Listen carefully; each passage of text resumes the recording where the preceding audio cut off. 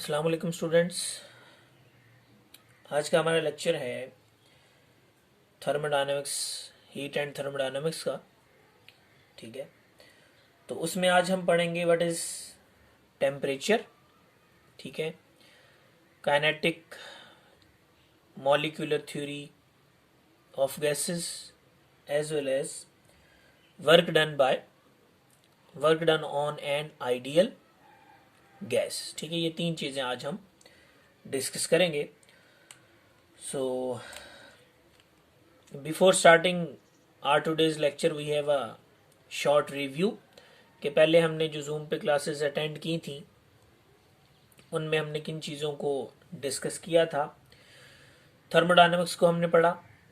Thermodynamics is a branch of physics that deals with the study of the materials related to the temperature and heat, क्योंकि therm mean temperature होता है, तो उसी से related जो properties हैं उसमें हम पढ़ते हैं। ट्रांसफ़र ऑफ हीट भी आ जाता है, टेम्परेचर भी आ जाता है, सारी चीज़ें, उसको हम थर्मोडायनेमिक्स कहते हैं। हीट इन फ्लो सिंपल हम कह सकते हैं। थर्म मीन टेम्परेचर और heat, dynamics mean when it is in flow. उसके बाद हमने सिस्टम, जो उससे रिलेटेड बेसिक क्वांटिटीज़ हैं, system, surrounding, system anything under consideration. ठीक है, surrounding other than the system, surrounding, boundary क्या होती है, that separate the system and surrounding. ठीक है, उसके बाद स्टेट वेरिएबल हमने पढ़े, that defines the state of any system. उसमें pressure, volume, temperature, internal energy. ठीक है, ये चीज़ें हमने पढ़ी। उसके बाद कुछ फर्स्ट लॉ ऑफ थर्मोडायनेमिक्स के बारे में भी पढ़ा कि when we supply the heat to the system that will entirely converted into change in internal energy plus work done. ठीक है, ये चीज़ें हमने इसमें पढ़ी। उसको हम लेटर ऑन भी डिस्कस करेंगे ज़रा ब्रीफली कि फर्स्ट लॉ ऑफ थर्मोडायनेमिक्स क्या है और उसके प्रोसेसेस कौन कौन से हैं, हम उनको लेटर ऑन डिस्कस कर लेंगे। ठीक है, उसके बाद उसके चार प्रोसेसेस हमने मेंशन किए, आइसोबैरिक, आइसोकोरिक, उनकी कंडीशन साथ भी बताई, तो हम उनको दोबारा एक दफ़ा डिस्कस करेंगे ताकि आपको और ज़्यादा क्लियर हो जाए। ठीक है, तो सबसे पहले हमारे पास है what is temperature. So we can define it as temperature is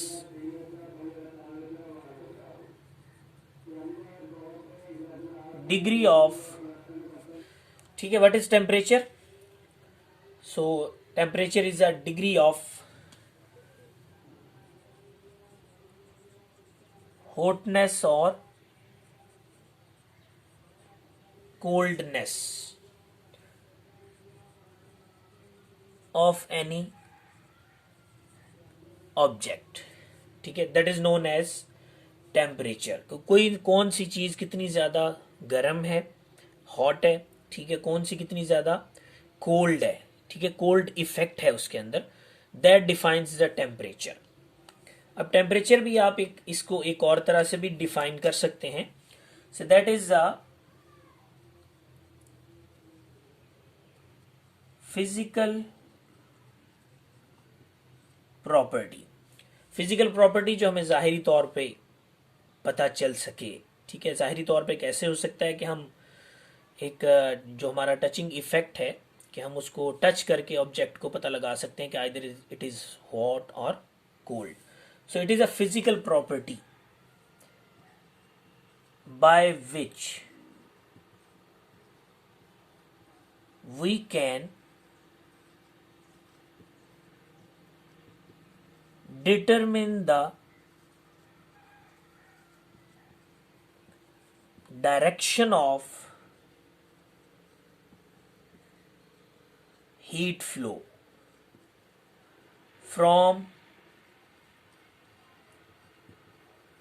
one object to another when they are in thermal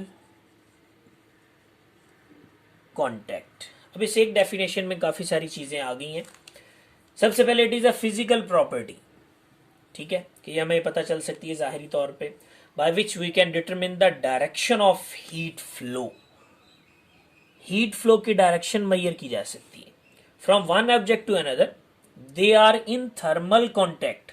thermal mean by the difference of temperature. अगर उनका कॉन्टैक्ट किया जाए so we can easily measure the direction of heat flow. बहुत simple सी example है कि अगर आपके पास एक हॉट कप ऑफ टी है, if the temperature of your surrounding is low then the temperature of T, then you can easily say that the heat transfer from high temperature to low temperature when T is in contact with the surrounding. क्योंकि वो एक T हमारा system है और हमारा environment उसकी surrounding है, तो heat flows from higher temperature to lower temperature. कि अगर हमारे पास एक ऑब्जेक्ट है, ठीक है, दैट इज हॉट, और कोई दूसरा ऑब्जेक्ट है, ठीक है, which one is cold, so we can easily determine that heat can flow from high temperature to low temperature. So we can easily investigate the property of heat flow only by the difference of temperature. Temperature के difference से हमें पता चल जाएगा. ठीक है, refrigerator, air conditioner, यही काम होता है उनका कि वो डिफरेंस इन टेम्परेचर क्रिएट करते हैं. अब एक और बात ध्यान में रख लें, higher will be the difference in temperature, ठीक है, fast will be the flow of heat. जितना टेम्परेचर डिफरेंस ज्यादा होगा, हीट उतनी जल्दी ट्रांसफर होगी. ठीक है, तो इस कॉन्सेप्ट को भी आपने माइंड में रखना है. ठीक है, इसके बाद इससे रिलेटेड कुछ क्वेश्चंस हैं, कुछ असाइनमेंट टाइप भी आप कह सकते हैं कि हमारे पास कुछ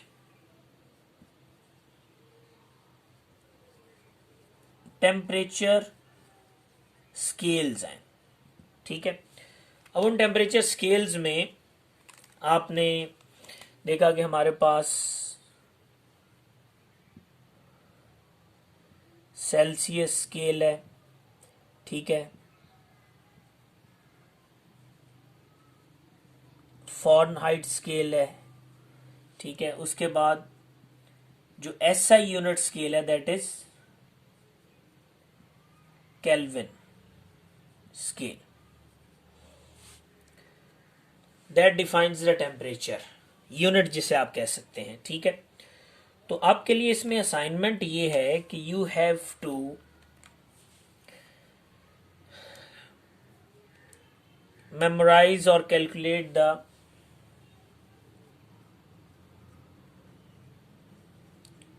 फॉर्मूलाज, इन तीनों के फॉर्मूला ऑफ रिलेशन, कि इनका आपस में क्या रिलेशन है.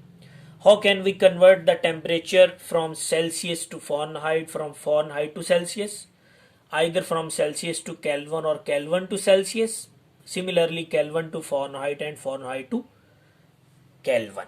इन तीनों के फॉर्मूलाज आपने प्रिपेयर करने हैं. इनमें से न्यूमेरिकल आएगा, इनमें से एमसीक्यूज आएंगे जब भी आपका पेपर होगा. ठीक है, कीप इन माइंड, ये चीजें आपने रखनी है डिजाइन में.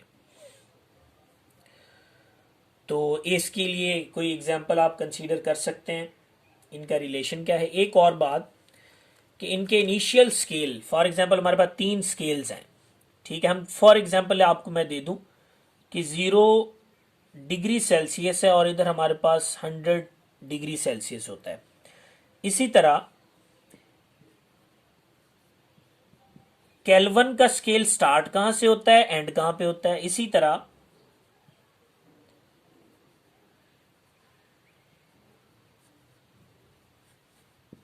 फॉरेनहाइट का स्केल कहां से शुरू होता है, ठीक है, और वो स्केल कहां एंड होता है.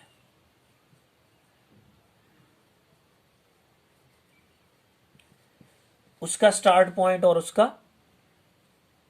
एंड पॉइंट, इनका रिलेशन भी आपने बताना है. ठीक है, कि 1 डिग्री में कितने केल्विन के पॉइंट्स आते हैं, ठीक है, और 1 केल्विन के पॉइंट में कितने फॉरेनहाइट पॉइंट्स आते हैं, और 1 सेल्सियस में कितने फॉरेनहाइट पॉइंट्स आते हैं. तो इनका रिलेशन आपने प्योरली देखना है, दैट इज योर असाइनमेंट, यही आपकी असाइनमेंट है, ठीक है।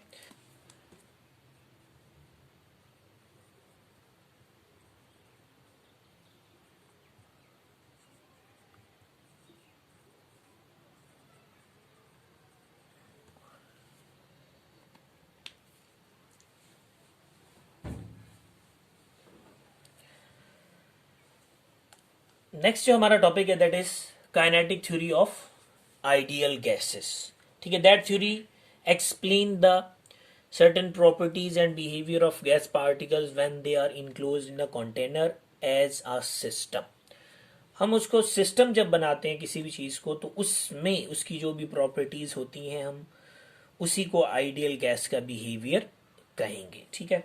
For example let's we have a container, एक हमारे पास कंटेनर है, ठीक है। We enclosed a gas particles, ठीक है। इन इट, हम इसमें कोई भी gas particle as a system insert कर सकते हैं। वो पार्टिकल जो हम कह सकते हैं दे आर अंडर कंसिडरेशन, ठीक है। इसमें हमारे पास कंटेनर में large number of gas particles होंगे। तो इसी तरह हमारे पॉइंट्स भी यही बनेंगे कि आइडियल गैस, उसकी जो काइनेटिक थ्योरी है, काइनेटिक रिलेटेड टू मूवमेंट होती है हमारे पास, ठीक है। तो इसी तरह उसकी प्रॉपर्टीज हम अकॉर्डिंग टू मूवमेंट ही बताएंगे। सो फर्स्ट ऑफ ऑल हमारा जो पहला पॉइंट है, देयर आर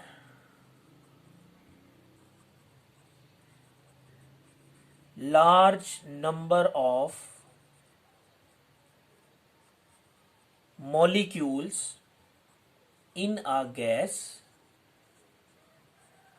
under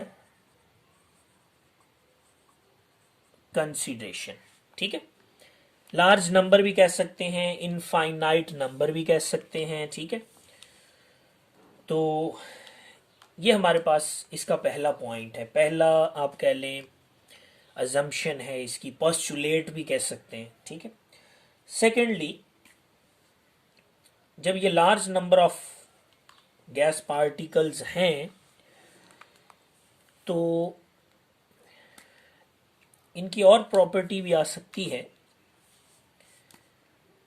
कि दे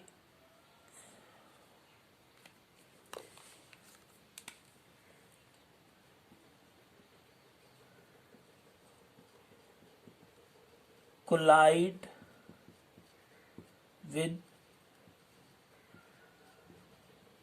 each other and with the walls of container, ठीक है। ये एक दूसरे के साथ भी कोलाइड करते हैं, ठीक है, और वॉल्स ऑफ द कंटेनर, जब वॉल्स ऑफ द कंटेनर से कोलाइड करते हैं तो उसको हम कह सकते हैं they create pressure on the walls, वो वॉल्स पे प्रेशर क्रिएट करती हैं, ठीक है। प्रेशर को कॉन्सेप्ट ज़रा लेटर ऑन भी हम डिस्कस करेंगे कि उसको यहाँ कैसे बताया जा सकता है, ठीक है। उसके बाद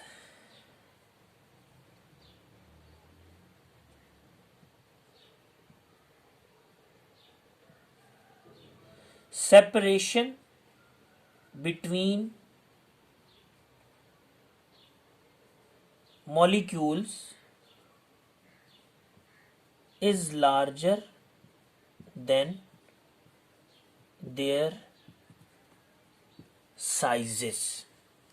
इनमें जो सेपरेशन है मॉलिक्यूल्स की, एटम्स की, वो उनके साइज से कहीं ज्यादा है। हमें पता है कि there are large distance between the atoms in gaseous state, gaseous form. Solid में सबसे कम होती है, लिक्विड में उससे थोड़ी सी ज़्यादा होती है एज कम्पेयर टू सॉलिड, और गैसेस में पार्टिकल्स जो हैं वो काफ़ी एक दूसरे से डिस्टिंक्ट अपार्ट होते हैं, ठीक है। तो ये भी एक assumption है, पोस्टुलेट है कि उनके जो सेपरेशन है that is much larger than their size of atom. उसके बाद they are in random motion. जो गैस पार्टिकल्स होते हैं ये क्या होते हैं, ये रैंडम मोशन में होते हैं, ठीक है। इनकी कोई पर्टिकुलर डायरेक्शन ऑफ मूवमेंट नहीं होती। क्यों नहीं होती? कि फॉर एग्जांपल हमारे पास कुछ एटम्स यहाँ हम कंसीडर करते हैं, ठीक है। अब एक एटम हमारे पास आता है, वो यहाँ कोलाइड करता है, इसके साथ डायरेक्शन चेंज होती है, यहाँ चला जाता है, यहाँ चला जाता है, यहाँ चला जाता है, यहाँ आ जाता है। So it moves randomly due to collisions. ये कुलियन करता है, ठीक है। उसके बाद फिर एक और प्रॉपर्टी इसी वजह से इसमें डेवलप होती है, रैंडम मोशन की वजह से और कुलियन की वजह से। They make purely elastic collisions. ये प्योरली इलास्टिक कुलियन करते हैं। There is no loss in energy. इनमें एनर्जी का कोई लॉस नहीं होता, ठीक है। अगर क्योंकि एनर्जी लॉस करेंगी, एटम्स एनर्जी लॉस करेंगे तो फिर एक जगह पे इकट्ठे हो जाएंगे, लेकिन ऐसा नहीं होता। when they are collide with each other or either with the walls of the container, ठीक है, they collide elastically with no loss of energy, ठीक है। और इसमें लिख सकते हैं they follow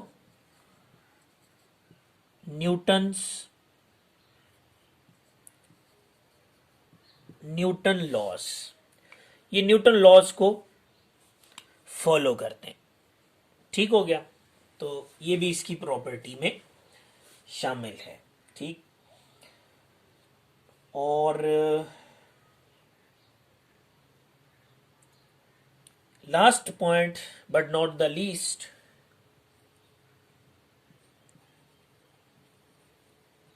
द गैस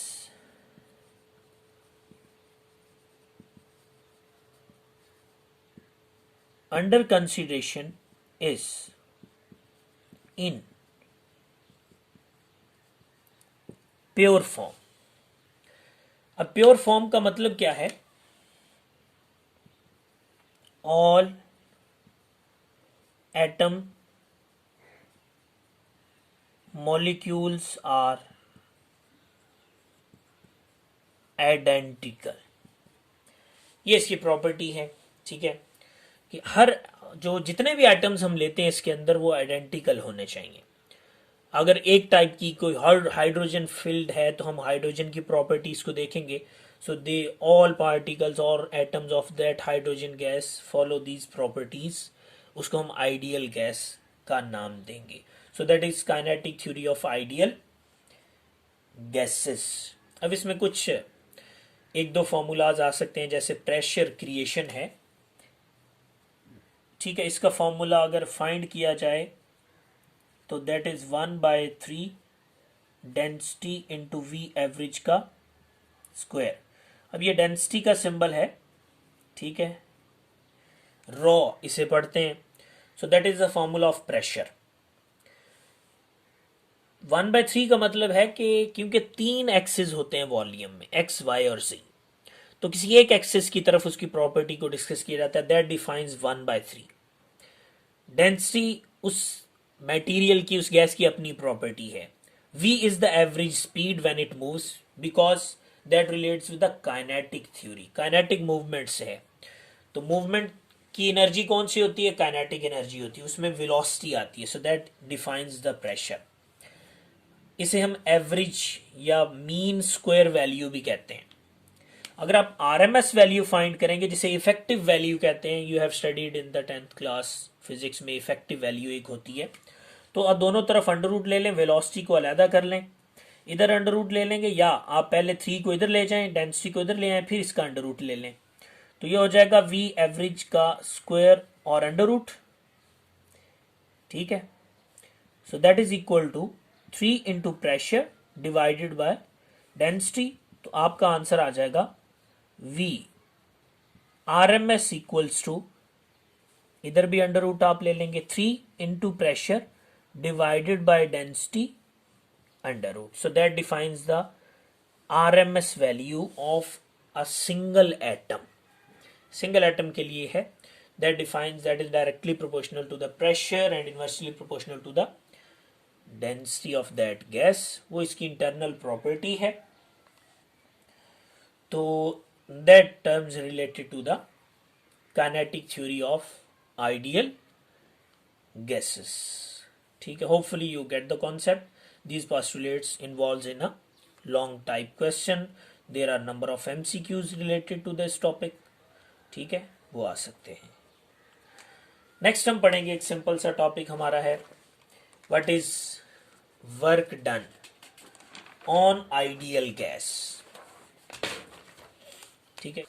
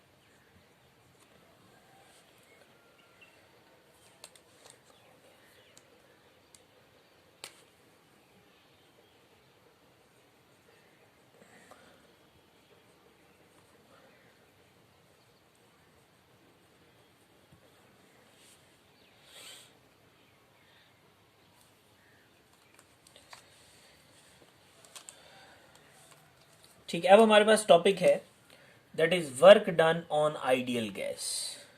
ठीक है, let's we have a gas filled container with movable piston. ठीक है, पिस्टन जो है वो फ्रीली मूव कर सकता है either with the expansion and compression of the gas, जिससे वॉल्यूम चेंज होता है. हमें पता है कॉम्प्रेशन होगी तो हम कहते हैं कि वॉल्यूम कम हो जाता है, और एक्सपेंशन होती है तो वॉल्यूम ज़्यादा हो जाता है. ठीक है, how can we calculate the work done on an ideal gas. इसके लिए हम अजम्पशंस बना सकते हैं कि हमारे पास एक गैस इनक्लोज्ड कंटेनर है. ठीक है, वो एज अ थ्योरी आप लिख सकते हैं पॉइंट्स में. We have a gas filled container, we have a piston on the container that moves freely. तो हम डायरेक्ट थोड़ी सी कैलकुलेशन पे आते हैं. तो उसमें कैलकुलेशन पे है कि when there is increase in temperature. ठीक है, जब भी टेम्परेचर इंक्रीज करेगा. अब टेम्परेचर इंक्रीज से होता है कि गैस विल एक्सपेंड. अब टेम्परेचर इंक्रीज कैसे हो सकता है? ठीक है, कि हम क्या करें, इसको हीट करना शुरू कर दें किसी सोर्स से कंटेनर को. तो हीट प्रोवाइड होगी तो टेम्परेचर क्या करेगा, इंक्रीज. तो गैस क्या करेगी, एक्सपेंड. ठीक है, जब गैस एक्सपेंड करेगी तो ये जो पिस्टन है that moves in upward direction. Piston upward जाएगा, कितना distance, dx. dx distance upward move कर जाएगा. ठीक है, तो जिससे क्या होगा, वॉल्यूम चेंज होगा. अगर हम कहेंगे there is the area of that piston, जितना कंटेनर का एरिया उतना ही उसका भी होगा. ठीक है, तो पहले यहां पे था और ये साइड dx या साइड कह लें इसको, इतनी मूवमेंट की इसने, फिक्स्ड वॉल्यूम था. ठीक है, उस फिक्स्ड वॉल्यूम को हम कह सकते हैं कि ये पॉइंट डिफाइन कर रहा है इनिशियल को, ये पॉइंट करेगा फाइनल वॉल्यूम को. तो due to change in position of the piston there is a change in volume. तो जब भी गैस एक्सपेंड होगी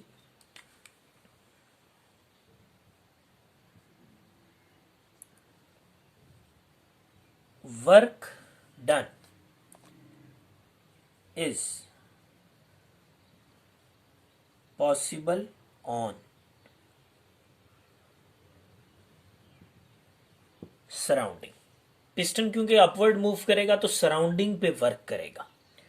ठीक है, एक्सपेंशन होगी और सराउंडिंग पे वर्क होगा. तो इस वर्क को हम पॉजिटिव वर्क कहते हैं. Work done by the gas on the piston, ठीक है, by the system on the surrounding, इसमें हम कहते हैं इसे positive work done.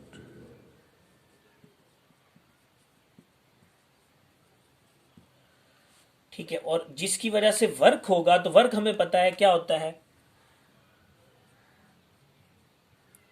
Force. That force equals to pressure into area. क्योंकि हमें पता है कि प्रेशर जो है फोर्स पर यूनिट एरिया होता है, तो उससे हमने एक फोर्स डेवलप कर ली. अब इसी के करस्पॉन्डिंग वो कहता है कि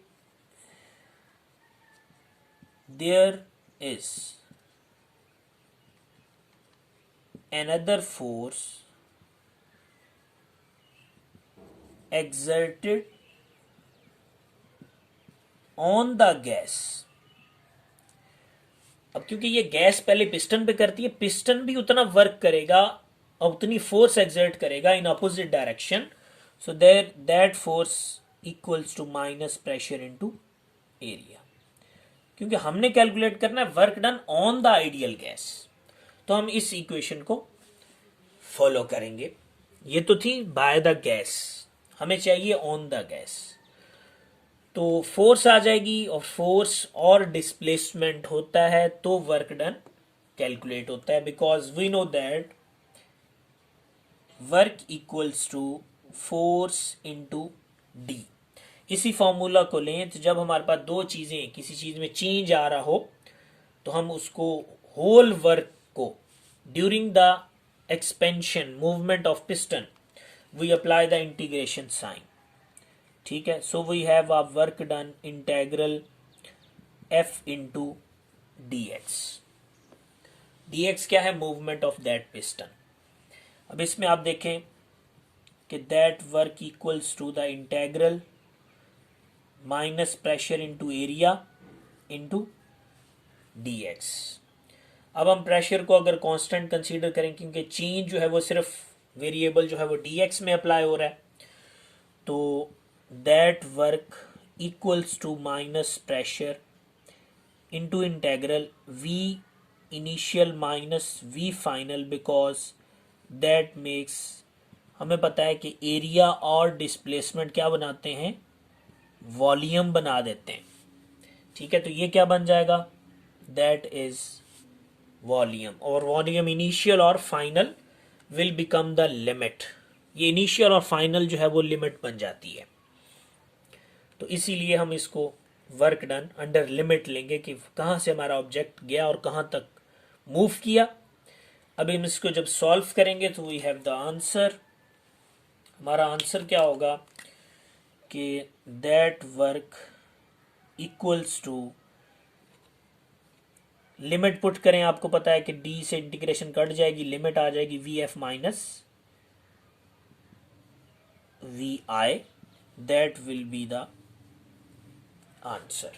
ठीक है, अब इस आंसर के दो रिजल्ट्स हैं. दो रिजल्ट्स ये हैं, work done on the gas by compression. Compression जब भी होगी वो वर्क नेगेटिव होगा. ठीक है, और दूसरा क्या है,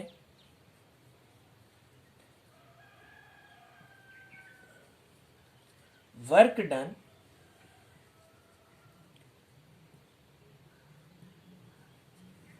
ड्यूरिंग अच्छा, यहाँ कंप्रेशन लिखना था, यहाँ एक्सपेंशन आना है।